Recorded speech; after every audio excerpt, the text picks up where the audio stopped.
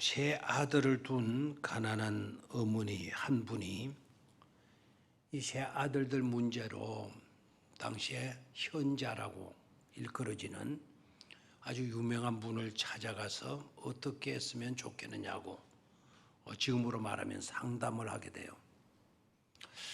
현자가 어머니에게 묻습니다. 무슨 문제들을 가지고 있단 말이오?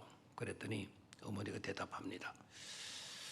나는 세 아들을 두었는데 제 아들들이 저에게 찾아와서 내 형편도 다 알고 하면서도 불구하고 저한테 요구를 합니다. 무슨 요구입니까? 그랬더니 세 아들의 어머니가 대답합니다. 큰 아들은 자꾸 자기에게 소를 사달라고, 자기는 축산업을 해서 어머니를 봉양하겠다고, 그러니까 소를 사달라고. 저는 소를 사줄 만한 가정 형편이 못 돼서 그래서 고민이 된다고. 현자가 묻습니다. 그럼 둘째 아들은 뭘 요구한단 말이요? 그때 어머니가 대답합니다. 둘째 아들은 자기는 새를 좀 사달라고. 늘 집에만 단칸방 지역에만 갇혀 있으니 답답하니까 새를 키우면서 새같이 훨훨 날아다니는 그것이 제 소원입니다. 그러니까 꼭 새를 구해 주십시오. 현자가 생각해도 이거 딱한 부탁이죠. 그럼 셋째는 뭘 요구합니까? 그랬더니 셋째 아들 이놈은 철이 덜 들어서 그런지 아직 철부지입니다. 이놈은 또 특이합니다. 이놈은 저에게 찾아와서 지렁이를 구해달라고. 자기는 지렁이가 좋다고. 지렁이를 구해달라고. 셋째 아들의 소원은 내가 조금만 노력하면 들어줄 수가 있겠는데 두 번째 아들과 첫 번째 아들 소원은 제 형편으로서는 도무지 들어줄 수가 없습니다. 그러니 현자님 어떻게 하면 좋겠습니까? 라고 질문을 했어요. 그랬더니 현자 되시는 분이 머리를 싸매고 한참 동안 고민을 하고 그리고 머리를 극적거리면서 해답은 간단합니다. 그거 어렵지 않습니다. 너무 쉽습니다. 그러니까 이 세 아들을 둔 어머니가 얼마나 좋았겠어요. 쉽다니요. 제 형편은 전혀 그럴 형편이 아니라니까요. 간단합니다. 걱정하지 마세요. 오늘 집으로 가다가 조그만 마트에 한번 들리십시오. 마트에 들려서 소시지 하나를 사가지고 갖다 주십시오. 했다라는 거예요. 그럼 세 아들의 모든 소원이 그 소시지 하나로 다 해결되는 것 아닙니까? 라고 했다라는 거예요. 우리가 살아가면서 지혜가 이렇게 중요한 것임을 우리는 깨달아야 합니다. 자, 오늘 두 곳의 말씀을 봤습니다. 신명기 2장 3절의 말씀을 보니까 너희가 이 산을 두루 다닌 지 오래니 돌이켜 어디로 가라? 북으로 나아가라 그랬어요. 이 산을 두루 다닌 지 오래되었다. 이 산을 두루 다닌 지 오래되었다. 이스라엘 백성들이 산을 두루 다닌 적은 거의 없잖아요. 그런데 이 산을 두루 다닌 지 오래되었다. 돌이켜 북으로 나아가라.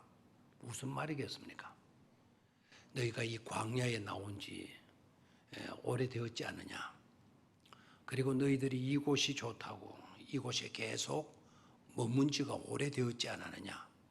언제까지 이곳에 머물고만 있을 것이냐. 그러니 이제 일어나서 어디로 가라고요?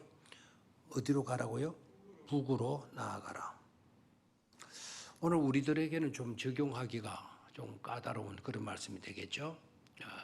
우리가 이 경상도 땅에 오래 살았고 이 남한 땅에 오래 살았지 않느냐. 그러니 이제는 너희들이 어디로 가라? 북으로 가라.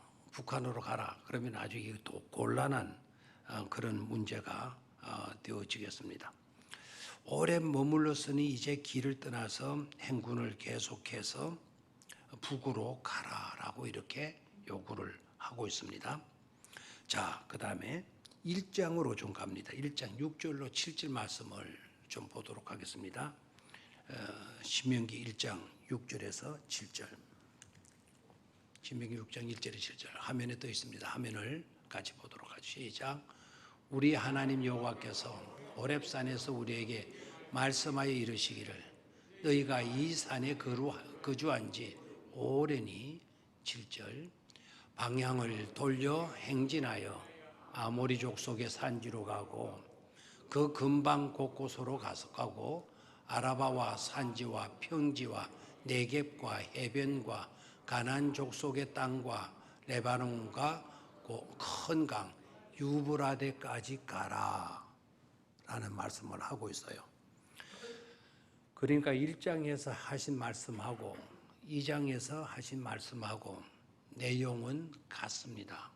그런데 1장에서는 가라고 하는 지역이 굉장히 방대하다라는 것을 알 수가 있죠.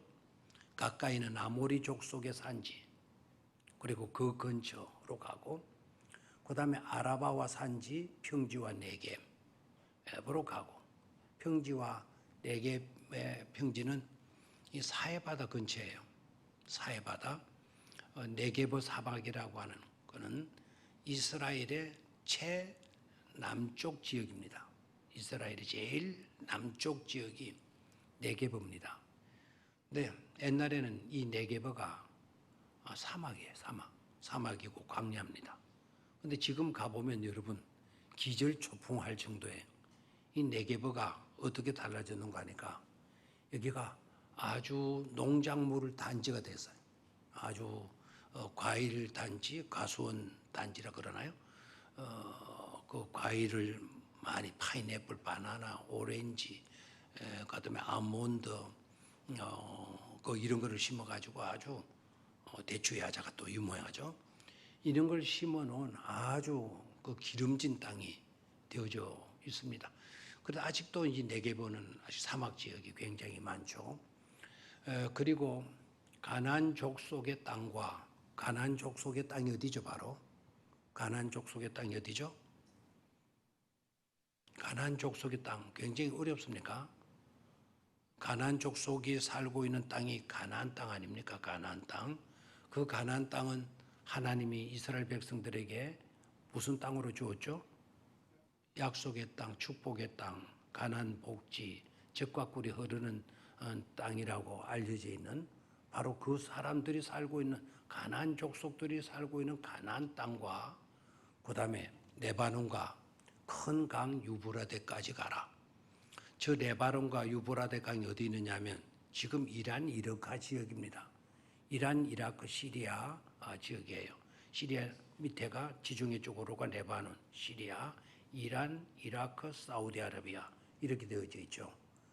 그러니까 우리가 지금 현재 그 이스라엘의 최북쪽 지역이 단 지역이라 그래요. 그리고 우리나라로 말하면 백두산이 단이고, 그 다음에 한라산이 아까 네겝의 지역, 저 지역이 됩니다. 성경에는 부엘셰바와 단까지 이렇게 되어져 있어요. 부엘셰바와 단까지. 부엘셰바는 제주도, 그 다음에 단은 저 함경북도. 그러니까 우리나라의 최북쪽과 최남단 지역이 됩니다. 그런데 그 영역을 뛰어넘어가지고 어디까지를 그랬습니까? 레바논과 큰 강 유브라데까지 가라라고 이야기를 해요. 이게 1장의 말씀입니다. 1장에서 모세가 설교했을 때 그 설교의 내용이에요. 아까 2장에 들어와서 우리가 2장 몇 절을 읽었죠? 3장을 읽었죠? 3절을 읽었죠?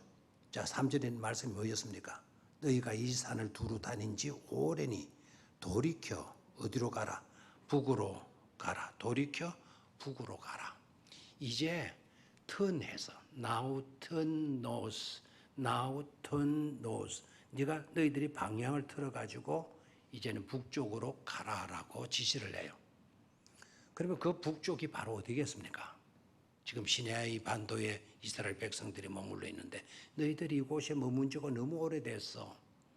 이제 좀 일어나서 북쪽으로 가. 북쪽으로 가. 너희들이 이곳에서 너무 오래 살았잖아. 너무 오래 살았잖아. 이곳에만 안주하고 있어서는 안 되지. 그러니까 북쪽으로 가도록 해. 근데 1장에서는 그 북쪽이 인근의 지역뿐만 아니라 갈릴리 가나안 땅뿐만 아니라 저 북쪽에 있는 레바논 땅, 그다음에 유브라데 강이 있는 티그리스 강과 유브라데 강, 그 강이 만나는 곳이 3대 문명의 또 하나의 발상지가 되지 않습니까?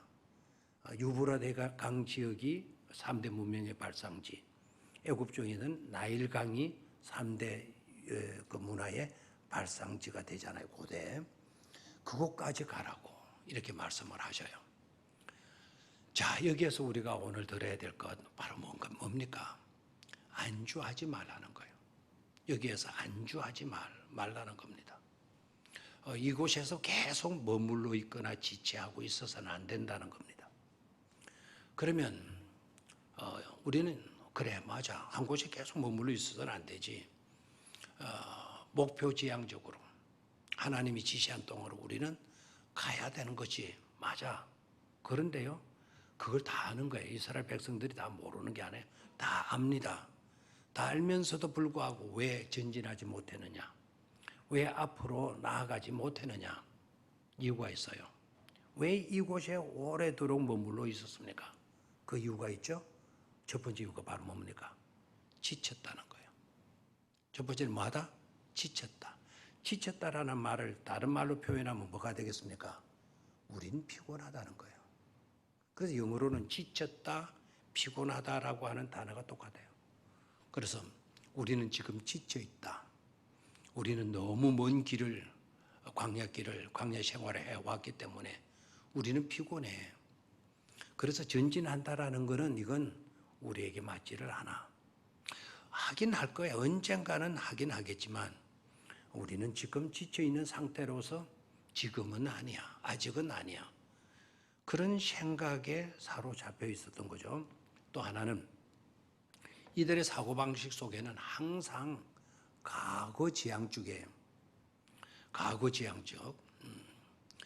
저와 여러분들이 살아가면서 자꾸만 과거로 돌아가려고 하게 되면 그 사람에게는 발전이 없어요. 자꾸 과거에만 머물고자 하는 사람들을 가리켜서 요새 아이들이 무슨 표현을 쓰는 거 아니까 꼰대라는 말을 배워요. 저는 꼰대라는 말을 들을 때마다 가슴이 선치선치해요. 저희 어릴 때 별명이 꼰디였거든요. 꼰디가 바뀌어져서 깐디가 되었어요. 그런데 다행히도 꼰디가 아니고 꼰대가 되는 거죠. 만나면 자꾸 옛날 이야기만 하는 거예요. 남자들 셋이만 모이면 항상 옛날에 군대 생활했던 그 이야기만 하고 있는 거예요. 그와 같은 사람들에게는 어떤 미래지향적인 어떤 희망을 볼 수가 없는 겁니다. 옛날 그때가 좋았어. 그 시절이 좋았던 거야. 그렇지 않아? 그러면서 옛날 좋았던 시절에 계속 매이고 있는 거예요. 이스라엘 백성들이 지금 그러하고 있습니다. 그 지긋지긋했던 애굽 생활을 왜 동경합니까? 애굽 생활이라고 하면 노예 생활 아닙니까? 그 노예 생활이 너무 힘들어서 자기 조상들이 부르짖어가지고 못 살겠다고 부르짖어가지고 하나님의 은혜를 입어서 하나님이 그 백성들을 애굽 땅에서 구출해 내 주시지 않았습니까? 노예 생활에서 해방되어졌는데 자꾸 이들이 해방되어졌음에도 불구하고 자꾸 그때가 좋았는데 노예로 살던 그때가 좋았는데 그 시절이 좋았는데 자꾸 과거로 가고 있는 겁니다. 그래서 전진하지 못하고 계속 그 산악지대의 그 광야의 그 산에 계속 주둔하면서 머물고 있었던 것이죠. 그렇기 때문에 우리는 여기서 깨달아야 돼요. 아무리 여러분 과거가 중요하고 과거에 대한 어떤 그리움과 향수가 있다 하더라도 절대로 우리는 안주해서는 안 된다는 겁니다.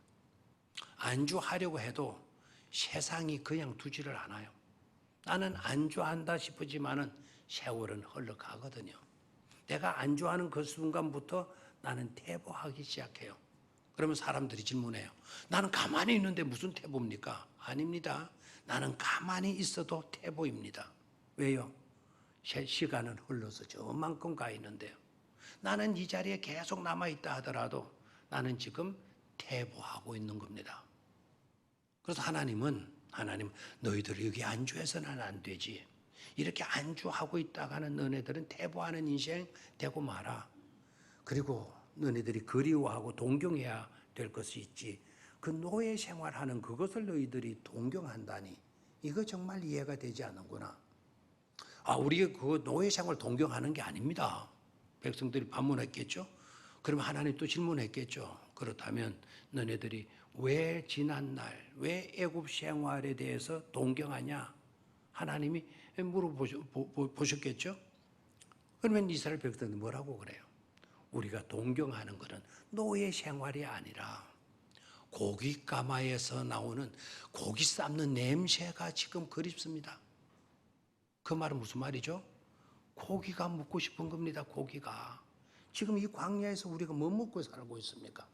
지금 길끝에 만나이고 자나깨나 만나이고 자나깨나 메추라기고 그거밖에 더 있습니까? 그럼 우리는 그 가마솥에서 삶아서 나고 있는 그 고기 삶는 구수한 냄새, 그게 그리운 겁니다. 그래서 그곳으로 가고 싶습니다. 그렇다면 애굽에서 가마솥 걸어놓고 고기를 삶았을 때 그 고기는 무슨 고기였을 것 같아요? 생각나는 대로 대답해봐요. 무슨 고기 삶고 있었을 것 같아요? 통닭? 닭고기? 토종닭? 뭐겠어요? 짐작이 안 됩니까? 소 삶고 있었겠어요? 그렇습니다. 소도 포함될 수 있어요. 주로 양고기들입니다. 양고기. 그 양고기를 삶는 그 구수한 냄새가 나는 모양이에요. 혹시나 고기 삶는 냄새가 그 어떤 건지 모르겠거들랑 저 지나가다가 가마솥 국밥집이라는 게 있을 거예요. 가마솥 국밥집 앞을 한번 석 지나가 보세요. 가마솥에서 걸어놓고 국밥을 끓이는 그 침이 물컹물컹 나는 그곳 앞을 지나가게 되면 아마 여성분들은 모르겠지만 우리 남성들이 식욕에 계신 분들은 침이 아마 콜칵콜칵 넘어갈 겁니다. 그 국밥집은 그렇게 또 비싸지도 않죠. 옛날에는 5,000원, 4,000원 하더만 지금은 거의 10,000원 하는 것 같아요. 9,500원, 10,000원 정도 올라갔어요. 여러분 잘 살면 못합니까? 월급 많이 받으면 또 못합니까? 월급 많이 받았는가 싶죠. 그런 물가가 이렇게 비싸지면 월급 많이 받아도 소용이 없어요. 국밥 4,000원 할 때가 좋았지. 국밥 10,000원 주고 뭘 하니까 좀 그렇잖아요. 어저께 점심 때 할매 집에 갔어요. 할매 집에 가가지고 국밥을 했어요. 아래께도 국밥을 먹었어요. 아래께 국밥은 제가 선지국을 먹었어요. 선지국을 먹었는데 앞에 두 목사님들의 국구럭은 푸짐해요. 근데 내 국구럭은 이거는 선지가 조금 들어가서 얇게 두부 썰이듯이 얇게 썰어가지고 선지 몇 개만 집어넣어놨어요. 앞에 저기 먹고 싶어서요. 그래서 어제도 갔어요. 어제 가가지고 이번에는 이제 모듬 내장 순대국밥을 시켰어요. 이제 많이 나올 줄 알았어요. 근데 떡 나왔는데 보니까 위에서 3cm 정도 조그마한 국그릇에다가 3cm 정도 낮춰갖고 나왔고 내 것만 그런 거 싶더니 옆 사람들 보니까 옆에 그래도 요만큼 내라. 그래서 제가 떡 먹으면서 일단 감사기도는 해야죠. 감사기도 떡 마치고 난 뒤에 첫 마디가 왜 이렇게 양이 작아? 그랬어요. 감사해놓고 양이 작다고 불면했어요. 이렇게 물가가 굉장히 비싸졌어요. 아마 뭐 재료비가 오르고 그래서 그렇겠죠. 순대값이 올랐거나 내장값도 올라가가지고 양을 줄일 수밖에 없었던 것 같습니다. 참 어려운 시대입니다. 자꾸 그 시절을 그리워하는 거예요. 그 시절을. 애굽에 돌아갔으면. 그러니까 그들의 시선은 지금 하나님이 약속하시고 하나님이 지시한 그 땅으로 향하고 있지 않고 자꾸 자기의 그 욕심에 따라서 식탐이라 그러죠. 식탐에 의해서 자꾸 뒤를 돌아보고 그 시절을 그리워하고 있는 겁니다. 그런 사람들에게 예수님께서 하나님께서 모세를 통해서 하신 말씀이 뭡니까?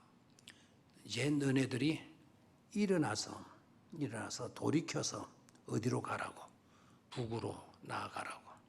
턴해서 어디로 가라고? 북으로. Now 지금 턴해라. 그리고 north 북쪽으로 가라고. 그러면 이 북쪽은 어느 북쪽입니까? 저 북한의 북쪽을 말합니까? 이 북쪽은 바로 어디죠? 이 북쪽은 바로 어디입니까? 아까 1장에서도 나왔죠. 가나안 땅 아닙니까? 가나안 땅. 지금 이나들은 시나이 반도 이 밑에 시내산 쪽에 있죠. 시내산 쪽에서 북쪽은 저 위쪽에 가나안 땅, 예루살렘이 있는 갈릴리 호수가 있는 예수님이 활동하셨던 그 이스라엘 땅, 히브리 땅, 젖과 꿀이 흐르는 약속의 땅, 그 땅으로 가라는 말씀이에요. 자, 여기서 우리가 깨달아야 되겠죠? 우리 하나님은 과거 지향적인 삶을 원하지 않고 전진적인 미래 지향적인 삶을 하나님은 마시고 계신다. 원하시고 계신다라는 것을 우리는 먼저 깨달아야 됩니다. 자, 미래 지향적인 삶이란 바로 뭐냐? 미래 지향적인 삶이란 과연 뭐냐? 하나님이 약속하신 그 땅을 바라보면서 그 약속하신 땅을 향하여 한 걸음 두 걸음 나아가는 삶, 그것이 바로 미래지향적인 삶이 되어지는 것이고 그것이 곧 저와 여러분들이 지금 하고 있는 신앙생활의 내용인 겁니다. 신앙생활. 이 단어는 독립되는 단어가 아니에요. 두 단어입니다. 신앙이라는 것과 생활이라는 것은 두 단어로 합성된 단어예요. 그래서 한 단어가 되었어요. 그러나 내용은 신앙이라는 단어하고 생활이라고 하는 단어가 별개로 있지 않고 하나로 뭉쳐져 있습니다. 그럼 신앙생활이라는 것은 어떻습니까? 믿음만 좋으면 된다? 아닙니다. 생활이 따라 붙어야 합니다. 생활만 똑바로 하면 된다? 아닙니다. 믿음이 같이 가야 되는 겁니다. 그래서 믿음과 생활이라고 하는 이거는 믿음과 생활은 또 삶이 되겠죠. 믿음과 삶이라고 하는 것은 기차의 레일과 같아가지고 항상 이거는 별개로 갈 수 없는 것이다. 항상 나란히 갈 수 있어야 된다라는 거예요. 그게 바로 뭐라고요? 균형 잡힌 신앙 생활이라 이 말입니다. 우리 모두는 뭘 잡힌 신앙 생활을 해야 돼요? 균형 잡힌 신앙 생활을 할 수 있어야 합니다. 그럼 균형 잡힌 신앙 생활이란 바로 뭐냐? 믿음과 삶이 나란히 균형 잡고 나아가는 삶을 가리키는 것이죠. 자, 그러면 하나님이 약속하신 그 땅을 향하여 나아가는 우리들, 하나님이 약속하신 그곳으로 하나님께서 이끌어내어 주셨잖아요. 모세를 보내시면서 이스라엘 백성들을 구출해내라. 그리고 젖과 꿀이 흐르는 가나안 땅 복지로 그 백성들을 인도하여 드리도록 해라. 이것이 모세에게 주어진 사명이었죠. 그러면 젖과 꿀이 흐르는 그 땅은 어떤 땅입니까? 우리가 지명적으로 말하라고 그러면 가나안 땅이에요. 젖과 꿀이 흐르는 그 땅은 어떤 땅입니까? 하나님께서 우리에게 주심하고 약속하신 무슨 땅이다? 언약의 땅이다라는 겁니다. 그럼 신앙생활이라고 하는 것은 하나님이 약속하신 그것을 향하여 우리가 믿음으로 한 걸음 두 걸음 나아가는 삶, 그것을 가리켜서 뭐라고 한다? 신앙생활이라 그러는 겁니다. 여러분들과 저는 바르게 지금 신앙생활을 하고 있겠죠, 그죠? 대답이 별로 안 붙는데 저와 여러분들은 바로 그러한 바른 신앙생활, 균형 잡힌 신앙생활을 잘 감당해 갈 수 있게 되기를 축원합니다. 자, 두 번째로 들어가서 약속의 땅이란 어떤 땅이냐라는 것이죠. 약속의 땅. 자, 이 표현이 굉장히 좋습니다. 무슨 땅이라고요? 약속의 땅 또는 그 약속이라는 말을 대신에 언약이라고 하는 말을 쓰기도 해요. 그래서 약속 이퀄 뭐라고요? 언약. 계약 이퀄 언약은 아닙니다. 계약과 언약은 다르다라는 것을 지난번에 강조해서 말씀을 드렸어요. 그러나 약속 이퀄 언약은 동일합니다. 그래서 프라미스하고 카베넨트하고라고 하는 이 단어는 똑같아요. 그래서 약속의 땅 이퀄 그러면 무슨 땅이 되죠? 언약의 땅. 그 약속의 땅 또는 언약의 땅이란 어떤 것이냐? 그 이름 자체에 해답이 있어요. 그 땅은 어떤 토질이 좋다, 토양이 좋다 그런 땅을 말하지 않고 앞에 붙어 있어요. 약속이 있는 땅, 언약이 주어져 있는 땅이에요. 아멘입니까? 그리고 약속이 있는 땅, 언약이 주어져 있는 땅이 바로 약속의 땅인데 여기는 토양이 기름지다든지 토양이 황토 땅이라든지 모래 땅이 이런 개념이 아니라는 것. 약속이 주어진 땅이라는 것이고요. 그 약속이 주어진 땅을 가리켜서 또 우리는 뭐라고 한자로 두 자를 쓰는데요. 그 땅을 가리켜서 뭐라 그러죠? 복복자를 쓰고 땅 지자를 써요. 하늘천 따지 할 때 그 따지 땅 지자를 써요. 그러면 그 땅은 복된 땅이라는 겁니다. 그 땅 무슨 땅? 복된 땅. 이 복이라고 하는 말은 영어로는 그냥 해피니스라고 쓰고 또는 블레스드라고 하는 단어를 써요.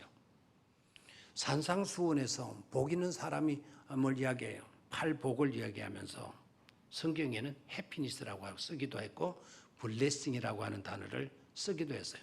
동일한 의미예요. 그럼 복된 땅은 행복한 땅이라는 겁니다. 자, 그럼 행복한 땅의 의미를 생각해 보죠. 행복한 땅, 복된 땅은 어떤 것일까? 우리로 생각하면 만약에 어떤 식물을 심으면 30배, 60배, 100배의 결실이 이루어지는 그런 땅이 복된 땅일 거야. 그런 땅을 가리켜서 성경은 옥토라 그랬잖아요. 보석옥자, 보석과 같은 땅이라 그랬잖아요. 그러면은 그 복된 땅의 개념이 토양이 아주 기름진 토양을 가진 땅이기 때문에 복된 땅이라고 할까? 그게 아니라는 겁니다. 그 땅의 토질에 관계가 없이요. 그 땅을 축복된 땅, 복지라고 말하게 되는 것은 하나님의 약속이 그 속에 주어져 있기 때문에 그 하나님의 언약이 있는 땅이라고 해서 그 땅은 무슨 땅이 된다? 복된 땅이 된다라는 것이죠. 아멘입니까? 그래서 땅의 크기에 있지 않고 땅의 토질에 있지 않고 그 땅을 하나님께서 선택하시고 그 땅에 언약을 주셨어요. 복된 땅, 젖과 꿀이 흐르는 복지라는 것을 이스라엘 백성들에게 주심하고 뭐 하셨습니까? 약속해 주셨어요. 하나님의 약속이 머물고 있다. 하나님의 약속이 주둔하고 있는 땅이라고 해서 그 땅은 무슨 땅이 된다? 복된 땅이 되어진다 이 말입니다. 그래서 하나님의 언약 때문에 그래요. 성지순례 갔다 오신 분들은 아시겠지만 이스라엘 땅이 좋을까요? 우리나라 토양이 좋을까요? 갔다 오신 분들은 쉽게 아시겠죠? 이스라엘 땅이 좋아요? 우리나라 땅이 좋아요? 토질로 말하면 우리나라 땅이 훨씬 좋습니다. 갔다 오신 분도 아시겠죠? 이스라엘 땅에서 기름진 땅 어디서 봤죠? 이스라엘 평야에서 봤을 거예요. 이 남쪽에서는 부엘셰바 그 남쪽 지역에서 봤을 거예요. 그 두 곳을 제외하고는 여러분들이 우리나라처럼 저런 들판 못 봤을 겁니다. 자갈밭, 돌밭, 그 앙상한 돌길, 바위 사이에 나 있는 풀 몇 폭이 이런 정도로 봤을 겁니다. 이스라엘 땅, 우리나라 땅보다도 훨씬 못한 땅인데 복된 땅은 우리나라 땅이에요. 삼천리반도 금수강산이라고. 우리나라 땅이 복된 땅이 분명한데, 그런데 성경은 우리나라 땅을 가리켜서 복된 땅이라 말하고 있지를 않아요. 어떻게 보면 우리나라 땅보다 형편없는 그 땅을 향하여서 복지다, 가나안 복지라는 말을 쓰게 돼요. 이유는 어디에 있다고요? 그곳에 뭐가 주둔하고 있다? 하나님의 언약이 주둔하고 있기 때문에 하나님의 약속이 있는 곳이라고 해서 그 땅이 무슨 땅이 되는 거죠? 복지가 되어지는 것이다 라는 것이죠. 그래서 가장 중요한 것은 저와 여러분들의 삶 가운데도 뭐가 있는 게 중요하죠? 하나님의 약속이 내 심령 가운데 주둔하고 있으면 그 약속을 붙들고 그 약속을 따라서 향하여 나아가는 그런 균형 잡힌 신앙생활을 하고 있는 자라고 한다면 바로 저와 여러분들이 어떤 사람이 된다? 복된 사람이 된다 이 말입니다. 저 백화점 다니면서 막 고급 옷 사고 고급 핸드백 사고 향찰나는 액세서리 뭐 보석 같은 거를 걸고 다니는 그런 사람이 복된 사람이 아니고, 하나님의 약속이 내 마음속에 주둔해 있고, 그리고 그 약속을 향하여서 나아가는 균형 잡힌 믿음의 삶을 가르쳐서 아주 건전한 복 있는 믿음의 사람으로 이렇게 일컬어질 수가 있게 되어지는 것을 잊지 마시기를 축원합니다. 자, 그러면 약속의 땅, 그 이스라엘 땅은 그러면 또 어떤 의미를 갖느냐? 왜 하나님은 그 땅으로 가라고 하셨는가? 약속 때문이라고 그랬죠. 두 번째는 그곳은 여러분 이스라엘 백성들이 한 번도 가보지 못했던 그런 땅이 아닙니다. 미지의 세계가 아니라는 점이에요. 미지의 세계가 아닙니다. 여러분 혹시 이스라엘 백성들이 들어가게 될 가나안 땅, 모세가 막 정탐꾼을 보내고 했으니까 생소한 어떤 지역으로 이렇게 생각하시면 안 됩니다. 그 가나안 땅에는 이스라엘 백성들의 조상인 아브라함 땅이 거주했던 땅 아닙니까? 이삭이 그곳에서 생활했던 곳이었습니다. 야곱도 그곳에 생활하다가 나중에 요셉 따라가지고 애굽으로 내려왔지 않았습니까? 그리고 애굽에서 430년 지나는 동안 단지 이스라엘 땅 그 가나안 복지는 430년 동안 이스라엘 백성들이 떠나 있었던 땅이었지 그곳에 한 번도 살아본 적이 없는 그런 생소한 땅이 아니었다 이 말입니다. 그러면 그 땅은 본향 찾아가는 땅이에요. 뭐 찾아가는 땅? 본향 찾아가는 땅. 옛 조상들이 몸두고 살았던, 옛 조상들이 정착하고 살았던 그 땅을 가리켜서 가나안 복지다. 그곳을 향하여서 너네들이 방향을 틀도록 해라. 그 지역이 마침 북쪽에 있기 때문에 이제 일어나서 어디로 가라고? 북쪽으로 가라고. 그 북쪽은 바로 자기네들의 조상들이 살았던 곳이 아닙니까? 아멘입니까? 자, 그렇다면 우리에게 있어서 이스라엘 백성들에게 있어서 그 땅은 자기네들의 조상들 아브라함이 살았고 이삭이 살았던 야곱이 살았던 그런 땅이 되어지겠지만 신앙생활을 하고 있는 오늘 우리들에게 있어서 그 가나안 복지, 그 가나안 땅, 언약의 땅, 약속의 땅은 어디가 될까요? 우리에게 있어서 약속의 땅, 언약의 땅은 어디가 될까요? 그 가나안 땅은 토양이 좋아서가 아니다. 넓은 지역이기 때문이 아니다. 지형적인 어떤 위치 때문이 아니다. 단순히 하나님의 약속이 주둔해 있는, 하나님의 약속이 머물고 있는 그런 땅이기 때문에 복지라고 그런다. 그러면 오늘을 살아가고 있는 저와 여러분들에게 있어서 언약의 땅은 어디일까요? 교회가 될 것이고 또요. 교회의 주인은 누구이죠? 교회의 주인은 누구이죠? 하나님이고 이 교회의 머리는 누구이십니까? 대개 이렇게 물으면 주일 학생들을 또 교회 처음 나오신 분들은 목사님 그러는데 목사님은 이 교회 종입니다. 이 교회의 머리 되시는 분은 바로 누구이시죠? 예수 그리스도세요. 자, 우리에게 언약의 땅은 어디냐? 모든 예언자들이 약속하시고 언약하신 분이 계셔요. 그분이 바로 누구입니까? 예수 그리스도이시다 이 말입니다. 예수 그리스도는 모든 언약을 완성하러 오신 분이세요.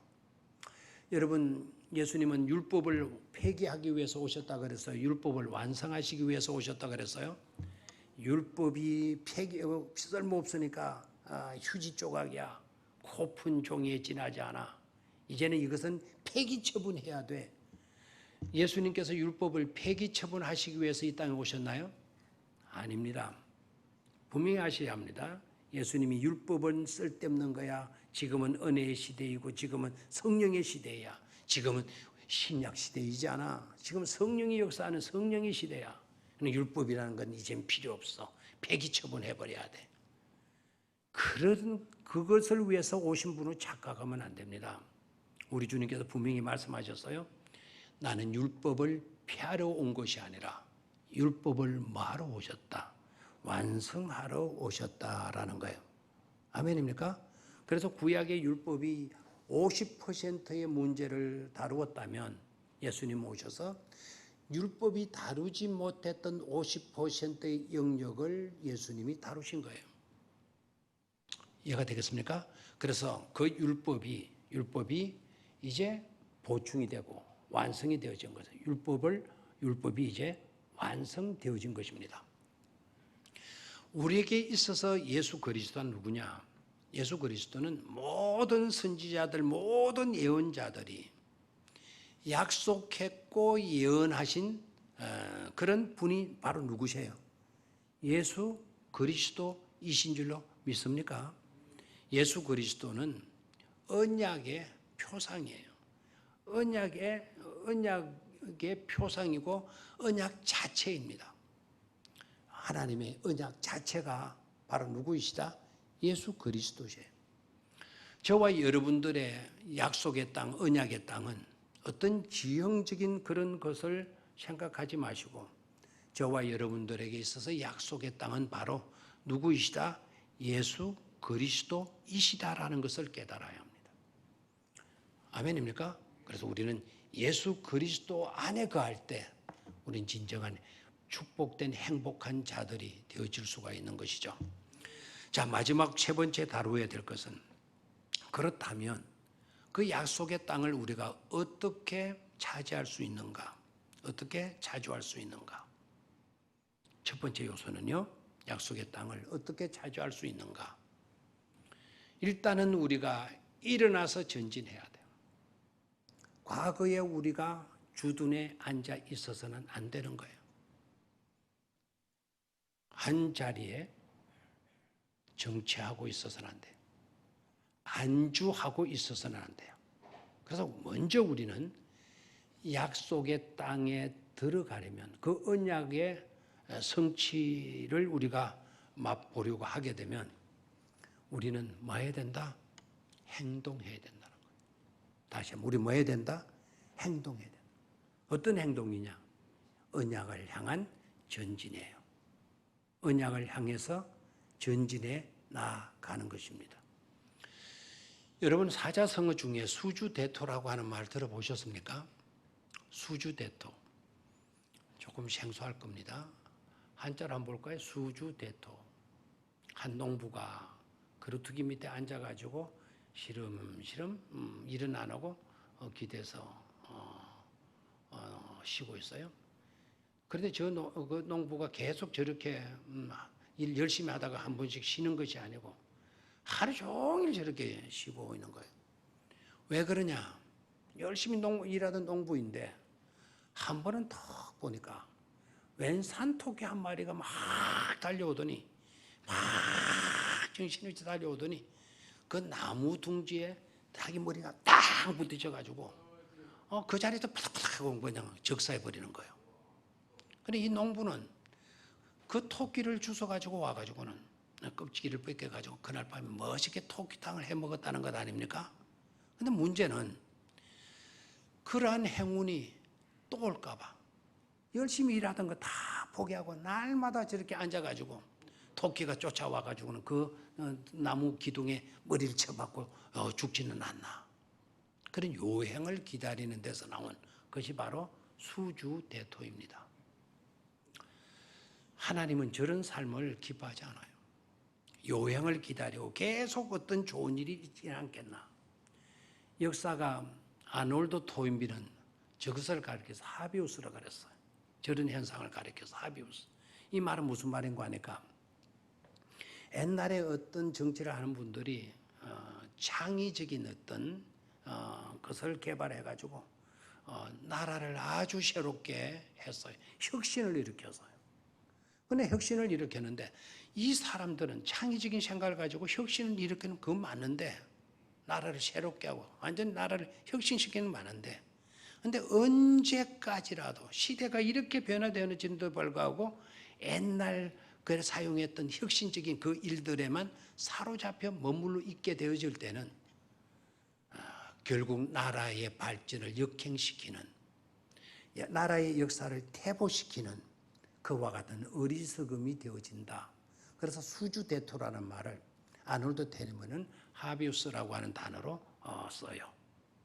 저와 여러분들이 옛날에 잘 나갔던 그것에 계속 우리가 안주하면서 더 이상의 어떤 시대의 변화를 읽지 못하고 계속 그때의 그 일들에 안주하고 있다고 한다면 우리도 퇴보해버리고 만다라는 것이죠. 지난번에 언제 했죠? 그와 같은 현상을 갈라파고스 현상이다라는 말을 얼마 전에 했는 것 같은데 갈라파고스가 뭐라 그랬죠? 갈라파고스는 섬 이름이에요. 외딴 섬이에요. 고립된 섬을 말하게 돼요. 항상 내 생각이 옳아요. 여러분 생각이 옳아요. 그런데 내 생각이 옳고 여러분들이 생각이 옳고 옳다 하는 여기에만 사로잡혀 매이고 있다고 한다면 점점 내 주변에서 사람들이 떠나가 버린다라는 거예요. 그래서 결국 내 생각이 옳은데 내 생각이 맞지만 결국 주변의 모든 사람들을 다 잃어버리고 내 주변에 친한 사람들이 다 떠나가고 나만 홀로 남게 되는 현상을 갈라파고스라는 거예요. 유비우스나 수주대토의 저 늙은 농부나 매한가지가 아니겠습니까? 그러니까 우리는 안주해서는 안 된다라는 거예요. 그리고 항상 어떤 미지의 세계로 나아가려고 하게 되면 성경은 가나안 복지 언약의 땅, 약속의 땅, 축복의 땅, 젖과 꿀이 흐르는 땅이라고 말을 했어요. 저를 봐요. 우리는 항상 그런 점이 있잖아요. 젖과 꿀이 흐르는 땅으로만 이스라엘 땅을 생각을 해요. 이스라엘 땅은 젖과 꿀만 흐르는 땅일까요? 아닙니다. 이스라엘 땅은 산과 계곡이 있어요. 그래서 약속의 땅을 가나안 복지라고 하는 말을 다른 성경에서는 모세오경에서는 산악지, 산지라고 이를 표현할 때가 많아요. 산지 계곡이 있고 골짜기가 있고 하는 그런 땅. 그래서 복지라고 하는 말 대신에 60회는 산악지대라고 이야기를 해요. 산악지대에 살려고 하면 힘이 들어야 안 들어요? 들죠. 산악지대, 농사 짓기도 힘들고 산악지대에 살게 되면 교통도 어려울 수밖에 없고 그런데도 불구하고 우리는 그 땅을 하나님은 복지라고 말씀을 하시고 계셔요. 그렇기 때문에 사람들이 두려움에 빠지는 거예요. 그거 고생할 거, 거기 가면 고생한다는데 우리가 왜 들어가야 되나? 이런 회의적인 생각을 가지게 되는 것이죠. 그래서 두 번째 중요한 거는 그 약속을 어떻게 차지할 수 있나?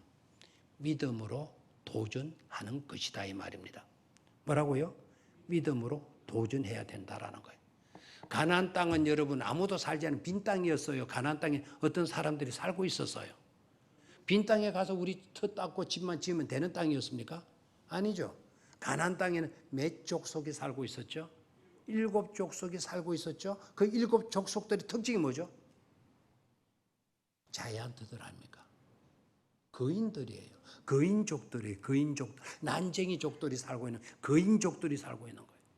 그러니까 정탐꾼 보냈을 때 와, 힘센 거인들, 장대 같은 사람들이 우글거리고 있다. 우리는 그 사람들에 비하면 메뚜기에 지나지 않는다. 이런 말이 그냥 나온 말이 아니죠. 그런 위험성이 있어요. 그런데도 불구하고 하나님은 그곳으로 가라고 이야기해. 그곳으로 가라고 이야기해. 여기에서 바로 필요한 게 여러분 믿음의 안목과 믿음의 결단입니다. 믿음은 왜 있느냐? 바로 이럴 때 발휘하라고, 바로 이럴 때 써먹으라고, 바로 이럴 때 그 믿음 가지고 승리하라고 우리에게 믿음 주신 거예요. 하나님께서 그 가나안 족속들은 누가 다 물리쳐 주신다? 하나님께서 물리쳐 주신다라는 거예요. 그들이 쌓아놓은 성들은 누가 다 무너뜨려 주신다? 하나님 다 무너뜨려 주신다라는 거예요. 너네들은 다만 하나님을 믿고 가서 그 땅을 밟기만 하면 된다라고 말씀을 하죠. 그런데도 우리 못 들어간다 그랬어요. 우리는 택도 없다 그랬어요. 그 사람들 비하면 우리는 아무것도 아니다 그랬어요. 우리는 먼지요, 우리는 그들의 밥에 지나지 않고 하나의 메뚜기에 지나지 않는다고 얘기했어요. 전에 뭐가 없죠? 믿음이 없는 거예요. 믿음이. 그래서 믿음이라고 하는 거는 하나님이 그들을 몰아내어 주신다 그랬고 하나님이 그 땅을 차지하게 해 주신다고 했으니까 그걸 그 말씀을 붙들고 우리가 앞으로 전진해 나아가는 것, 그게 바로 뭐죠? 믿음의 행동이 되어지는 것이다라는 겁니다. 다시 한번 제목을 보죠. 이제 발걸음을 마십시오. 돌리십시오. 어디로요? 가나안 땅으로. 거기에 거인들이 살고 있는 곳이라도, 그곳이 살기가 좀 힘들 수 있는 산악지대라 할지라도 그 모든 어려움의 문제는 누가 해결해 주실 것을 믿고 하나님께서 해결해 주실 것을 믿고 우리는 믿음 붙들고 그 약속을 향하여 한 걸음 한 걸음 나아가는 그런 성도가 되어져야 될 줄로 믿습니다. 노아를 여러분 사랑하죠? 노아가 어떤 사람이에요? 노아의 믿음의 원리가 바로 뭡니까? 노아의 믿음의 원리는 하나님이 말씀하시면 그대로 따르는 것이 누구의 믿음의 원리다? 노아의 믿음의 원리예요. 배 만들어라 말씀했을 때 노아는 일기예보에 전전긍긍하지 않았어요. 배 만들어라 했을 때 노아는 이거 내가 만들면 어떻게 내가 죽지 않겠어? 자기 개인의 어떤 생명과 건강에 의존하지 않았어요. 하나님께서 노아들어 배를 만들어라 했을 때 이것이 얼마가 걸리는지 그런 거 따지지 않았어요. 계산하지 않았어요. 하나님이 말씀하시면 그대로 뭐 했다고요? 따르는 거예요. 이 배를 만들면 산 꼭대기까지 홍수가 나서 물이 찰까 안 찰까? 그거 연구하지 않았어요. 배를 지는데 노아가 바닷가에서 배 지었다 그래서 산 꼭대기 지었다 그랬어요. 산 꼭대기 지라 그랬어요. 이 사람 우리가 할 수가 있겠습니까? 바닷가 지라 그래도 못 할 건데 산 꼭대기에다 배를 지어라. 우리 생각이 없습니까? 노아의 원리가 뭐라고요? 산 꼭대기 지어라 그러면 산 꼭대기에서 짓는 겁니다. 얼마나 비가 쏟아 홍수가 나기 때문에 산 꼭대기까지 물이 안 차면 내 고생 헛방이네. 이런 것 생각하지 않았다라는 거예요. 저와 여러분들은 오직 하나님의 약속만을 붙들고 우리의 잔머리 굴리지 말고 세상적인 계산에 사로잡히지 말고 믿음으로 약속 붙들고 한 걸음 한 걸음 하나님의 지시하신 목적지를 향하여 나아가는 그런 믿음의 용사들이 되시기를 주의 이름으로 축원합니다. 하나님 아버지,